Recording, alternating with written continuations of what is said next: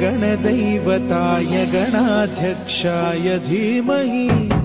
गुणशरीराय गुणमण्डिताय गुणेशानाय धीमहि गुणातीताय गुणाधीशाय गुणप्रविष्टाय धीमहि एकदन्ताय वक्रतुण्डाय गौरीतनयाय धीमहि गजेशानाय भालचन्द्राय श्रीगणेशाय